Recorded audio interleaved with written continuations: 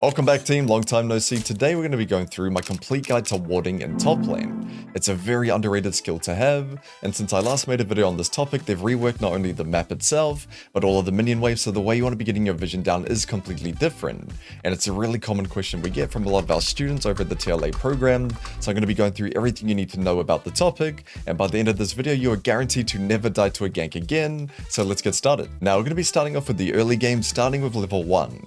And if you're somebody that watched my content in previous seasons, you'll know I was the biggest fan of level 1 warding almost every game, but my stance is completely different now. We'll get to that shortly. There are still going to be situations where you do need a level 1 ward, so we'll go through them one at a time. So if you're planning to play super aggressive on blue side, you want to be warding the tri-bush. So I'll show a little example on the screen. I'm playing Olaf up against a Gwen, and you can just see I'm not going to play passive. I'm running her down, beating her up. The enemy jungler sees that, so it's very likely if he wanted to gank top, he could hit me with the raptors into red, into golems, and gank top because I'm planning to play aggressive, so this ward is going to spot that for me. Now, if you're playing on red side and wanting to do the same thing, playing super aggressive and they have a high threat jungler, you want to be warding deep in the river. So the timings for warding is going to be around 123 in the river, and top try will be around 128. It's going to be good so they make it back to lane in time without missing any control of the wave. Now, you can also ward the enemy buff, but I only recommend that if you're planning to do something. I don't like it when people ward the buff for no reason. The reason for that is, let's say you ward the enemy red buff, and you see them kill red. They do raptors, they do red. Now what? Now you can't play the game because they could be doing golems into top gank. They could come through here. They could do doughies in the river. You have no idea what they're doing after the red. So it's really bad for you from an individual level. Yes, it's good for your team, but you're playing solo queue. You're not going to rely on your team. Oh, nice. My bot lane saw them on red. They're going to use that information, or my jungler's going to invade them. Nothing like that is going to happen 9 times out of 10. So it's better to ward for yourself. Make sure you ward in a location like the ones we just touched on before. Tri-bush and deep river is going to give you the most specific information for yourself so that you can play your lane more aggressive. The time we do ward the enemy buff is if you're going to make a play on it. So I'll show another example. I'm playing Camille up against a Kayn. So of course, Kayn, the worst jungler in the game, we all hate playing with him, and he's also extremely weak. So my plan was to go and attack him. So I warded the raptors, I run in, I start beating him up, kick his head in, able to easily get a kill and steal his red. But if he was playing, let's say, Vi or Pantheon, I would just ward for myself to spot out their level 3 gank and not really give any risk of him being able to kill me. Now, other than the wards we talked about, there's one more that you need to know about, and that is warding your lane bush level 1. So the way you want to do it, you want to walk in with your minion wave and put a ward in that first bush that you come across, and this is really important into strong all-in matchups, such as Darius or Set or Riven, where they're probably going to destroy you level 1 if they all-in you. So the reason you want to ward, if you don't and you walk in with your wave when the minion wave settles, if they walk behind you, you're going to have a really bad time. But if you walk in with the wave and place a ward there and they are sitting in that bush trying to cheese you, and they try to fight you, your minion wave will help you, you'll win the trade, or even if they back off, even if they see you warded and they click away, the minions will chase them for a little bit, and that'll allow the wave to come back towards you a lot more smoothly. It's also important versus a strong range top lane bully, like a Jace or a Teemo or a Nilly, something like that, where if you don't have a ward there, they can just leave the bush, hit you, go back in, leave the bush, hit you, go back in, and keep dropping that minion aggro. It's really unplayable. But if you have a ward there, the minions will hit them back, so the trade will not be too bad for you, and they'll chase them back into the second bush. Then you can take over that first bush and farm safely from there.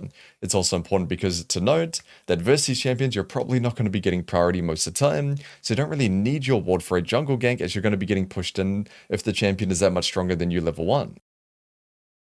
Now, on top of the ward positions, there's also a bit of a secret source location that you can stand level 1 to not get spotted by your opponents while still protecting your jungle. If you stand right on the corner of this bush here, you can see anyone that enters and tries to invade your blue. This can be really useful for champs that want to attack your jungler like a Riven or a Darius, but especially up against champions like a Thresh or a Blitzcrank. If you're playing a champion that doesn't have a gap closer, or maybe you don't have flash on a champ like Camille or Gwen, it can be really important for you to stand here level 1 to not get cheesed and end up dying. But if you're playing on red side, it's the same thing, you just stand in the tri-bush, no secret source for you there. Moving on to the most optimal ward. Now the location of these wards is going to be the exact same as our level 1 ward. So tri-bush if you're pushing on blue side, deep in the river on red side. The difference is when you're placing them. Now due to how the wave control works, you want to be warding after wave 2. So either you 2-wave crash or you kill the final minion of wave 2, that's when you want to go and ward. Even if you're not crashing wave 2, even if you have to wait and kill wave 3, when you kill that final minion of the second wave, that is your ward timer. The reason this is better than before is because this is going to spot the level 3 gank and the full clear gank. Where before, you'd crash wave 3, so if you didn't ward level 1, you're probably going to get ganked most of the time level 3. If you don't have a ward down, you're playing aggressive, and if they full clear, you're letting the wave come back towards you on your side, as the way the wave bounced back was a lot easier on every other season compared to now, due to the new minion aggro. A lot of the time, you're actually continuously trading and crashing waves, maybe 2 waves at a time, and maintaining power in your lane, which is why it's important to ward in a location deep in the river or in the tri-bush that's going to spot a 3 camp gank and a full clear gank. So if you ward right after killing the final minion of wave 2, it doesn't matter what jungler you're versing, could be Nunu, could be Hikram, you're still going to spot them with their ward, whether they level 3 or level 4 gank, it doesn't really matter. Now, what if they level 2 gank you? That ties into level 1 warding. If they're level 2 ganking top, that probably means you're playing extremely aggressive, to the point where you're begging them to come gank you. In that case, you should have warded level 1, or you're just versing something cheese like a jungle Twitch or something, in that case, same thing. So in general, you want to be looking to get prio in your lane if you can. When you kill that final minion, go get your ward down, and then you can continue playing your lane. The reason it's better to do it after killing the final minion of wave 2 is you're not going to lose anything. You're waiting for wave 3 to come in anyway, you're waiting for it to settle. That's why it's better to do it instead of, let's say, halfway through wave 2 or halfway through wave 3. If you do it right after that final minion, you're not going to lose any gold or XP, and a lot of the time, especially if you're 2-wave crashing, they're not going to know where you went and not really know where you warded specifically. Now, if you find yourself in a matchup where you're getting pushed in fairly often, or maybe just for that sequence, a really good ward that I recommend is warding the lane bush closest to your tower, just before they go in there, just before they crash the wave. The reason I like this one, for starters, you can spot a jungle lane gank, especially if they're playing a champ like Rengar jungle or Pantheon, something like that, where you're just dead if you face check them, but also you see if they recall, you see what they do. Either they're going to go back to their bush and wait for you, they might base, they might go down river, you're going to have really clear information of what they're doing specifically and avoid being cheesed by them, and if you see them basing then, it can stop their recall. A lot of the time they can turn the matchup in your favor. So just before you get pushed in, as late as possible, because you want the ward to be there for a long time, you can get that lane bush ward down, and that's going to help you identify what they're going to do next. Next, we're going to be going through something I like to call a flexible deploy. So what this means is if you're coming back to lane and you don't have TP, you're running back, instead of just clicking straight through top and alt-tabbing and changing your music, run through the river, run through your jungle and the river, and get your ward on the way. The reason this is better most of the time is if you get back to lane, especially if you're planning to play aggressive and trade, or if the wave is coming in, it can be really hard for you to find that ward timing, especially if the wave is coming back towards you. You've all had that situation where the wave comes to you kill it from under your tower, you start pushing out, then you go and ward and get ganked while warding. But if you do a flexible deploy and you go through river, you can get your ward on the way, and especially if you're in an action-packed matchup with a lot of trading and you don't really want to take that time, or it's going to be hard to find that time to back out of a trade, go get your ward down and then come back to trading without giving too much control over, do a flexible deploy, go through the river, get your ward on the way. A side benefit to this as well is the enemy jungler doesn't really know if you warded or not, where if you're trading and you just randomly walk to the top bush or the tri-bush, very obvious where you warded, but if you come through river, get your ward on the way, then start trading, it's hard for them to know exactly where you warded. Another important ward that you need to keep in mind is warding around Void Grub timer. There's only one set of Void Grubs now at 8 minutes, it makes it a lot simpler, but make sure around that time, let's say it's around 7:30, 7:40, you're not warding your lane, or you're not warding the top bush, anything like that. Ideally, you're using your ward in this location that I'm going to be showing on the screen, which shows the 2 entrances, especially if you're playing red side to get ganked through river, but also the entrance to Void Grubs as well. I've seen a lot of players either just not think about getting their ward down for grubs at all, or walk up, ward over the wall into the pit, and yeah, that will spot if they are going to do the grubs, but it's not going to spot the gank beforehand, because a lot of time you'll find when the enemy jungler is playing for Void Grubs, they're staring at top lane the whole time. So if you're playing aggressive, trying to play the game, they're going to look to gank you. So if you have the ward in that location, you're going to spot the gank and the grubs as well. It is more difficult if you're playing on blue side. That's not really going to spot the tri-bush, of course, but you still want to ward in the same location just in case, especially if support is coming up or anything like that. That's going to be a really good ward for you. And then you just have to play around the fact that they could be ganking you through tri, because Void Grubs is up. So it's half to do with vision, half to do with just knowing that they're going to be playing to that side. And then you should be able to survive those ganks around Void Grub times. That's really common that top laners die to. Now, even though in this guide I will go through a lot of the most optimal locations for your wards, there's still a tip I want to teach you, because it's hard to know when exactly to get your vision down, apart from the level 2, level 1 stuff that we talked about. So I would say my number 1 tip for warding, knowing when to get it down, is when you kill the final minion of a wave, when you're pushing, that's when you go and ward.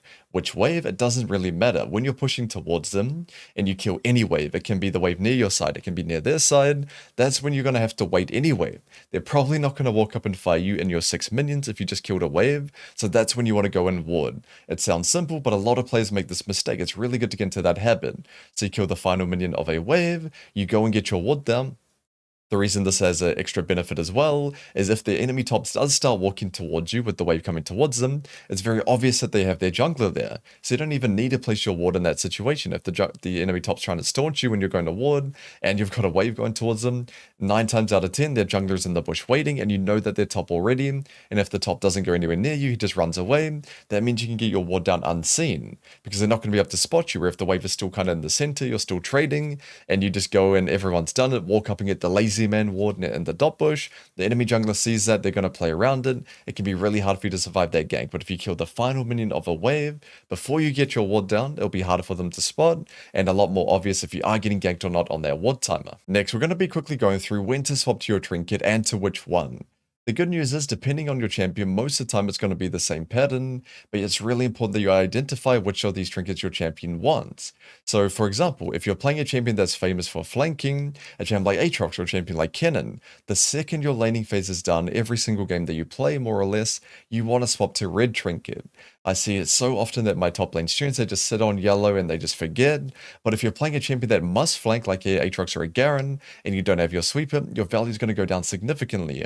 Flanks are so much more powerful if you can sweep out the wards that they're spotting you, or if you know for sure that they can't see you.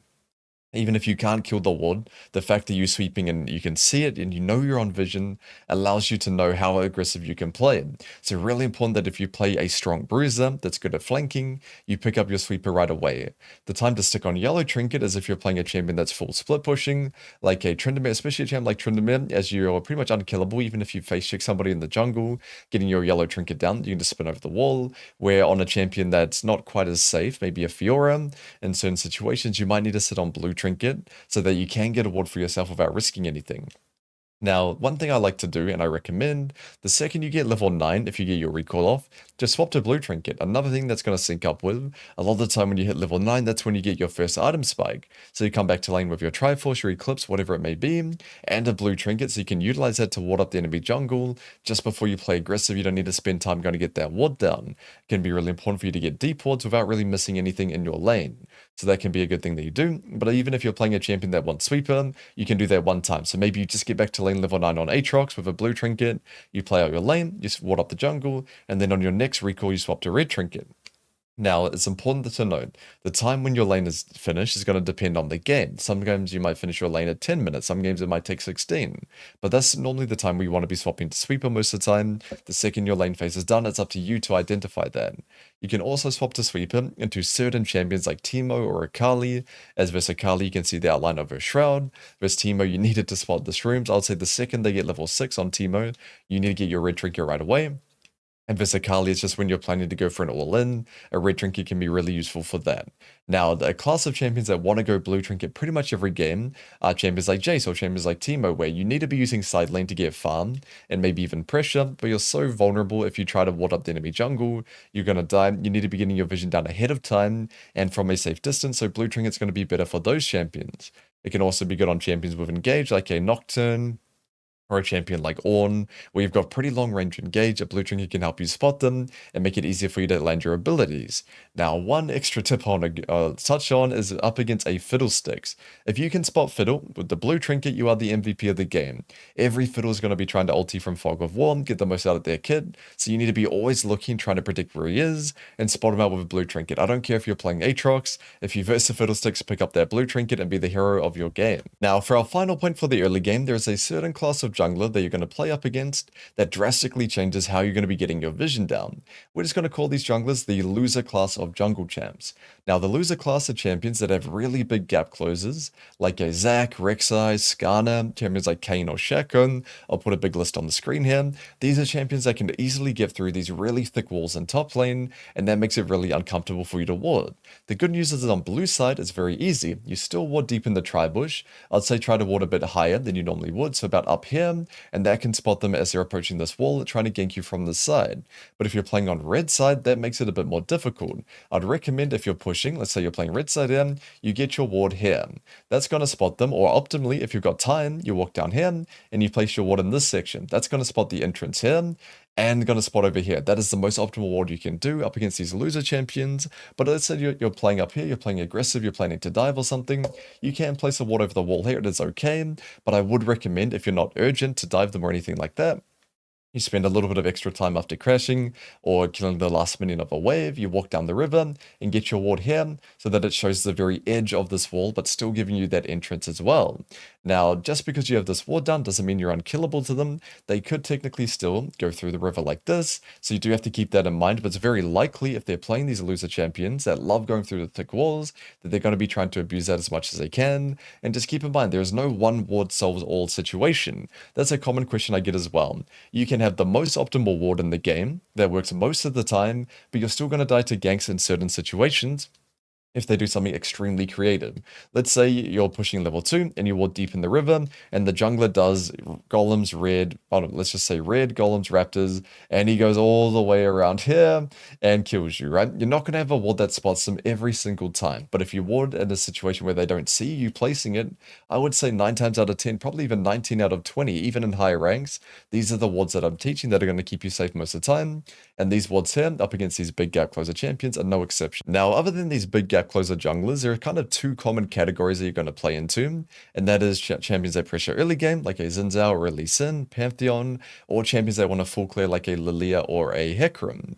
Now, the good thing is, if you follow what we talked about in the most optimal ward, if you're warding after killing the final minion of wave 2 and getting your ward in, that's going to spot both classes. It's a lot easier to ward this season, in my opinion, because of that fact. If you ward here, after killing the last minion of wave 2, you're going to spot the Lee Sin 3 camp, and you're going to spot the Lilia full clear, so it's really good for you. Just keep in mind the timing is roughly going to be the same, so if they're a champion that can kill 3 camps and gank, they're probably going to gank around 235, 240. If they're a full clear, it's going to be around 310, I'd say most of the time, depending on your elo bracket. Of course, in lower brackets, they clear a lot slower, but if you have your ward down before 3 minutes for a full clear jungler, and your ward down before 230 versus a strong early game one, you're going to be fine most of the time. Now, we're going to be wrapping up this guide by going through warding in the mid game. And it hasn't really changed much compared to previous seasons, but I'm going to be teaching you an easy formula to follow to maximize your pressure while maintaining good vision. So let's say you're playing on red side and you're trying to push your opponent under tower. The best place for you to ward is going to be just here.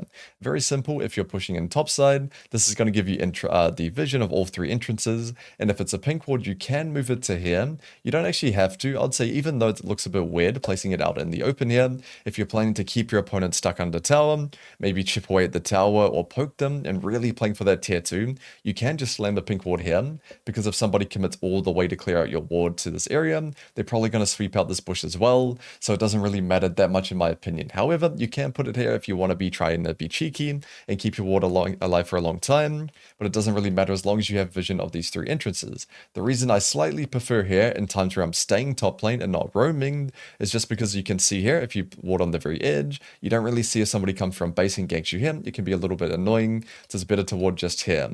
However, if you are just pushing in your opponent one time and rocking up to dragon, then of course this is going to be better, and you can just go through this side if you're a little bit worried. Now, it's going to be the same if you mirror. So if you're pushing in bot side, you'll get the ward here as well. Doesn't really change, exact same thing. The best ward in the game for mid game, in my opinion, is if you're actually pushing in bottom. So let's move our characters around here and just get these mid laners away. We don't like them and our jungler. And the best ward for you to place, is my favorite ward for the mid game, is right here.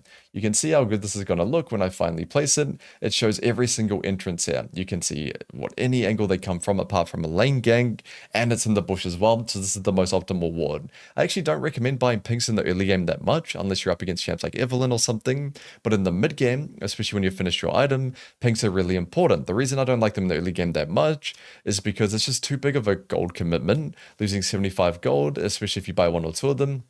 And it's going to delay you from your Triforce or for your Eclipse, where normally you want to be getting that as fast as possible. So as soon as you finish your first item, you don't really have that restraint. You can pick up a pink and use it to pressure side without risking dying. Now, if the tier 2 tower is a tier 1 tower still up, sorry, let's move around to here. You change your ward to either this bush or this one. If you feel like you can protect it, this bush is a bit nicer. If not, if you feel like you're not that strong, then just pink ward here, especially if you're playing a champion that wants to push him under tower, like a Camille, and look for a play around mid. This ward can be quite nice as well. Now, if you're doing the same thing on blue side, let's say the tier 1 tower is up, you don't really have a great pink ward spot, I would say, so either you just do it here, or you run down the river and you place it, I would say, in this bush. That's also going to be fine, but I would say optimally, if you can get that tier 1 tower as fast as you can, and get the ward into either this location or this one here, that's going to give you the most bang for buck for your vision, especially if you pink ward it, and then you can just push in your opponent under tower, and constantly look for plays mid every single wave. That can be really hard for the opponent to play against.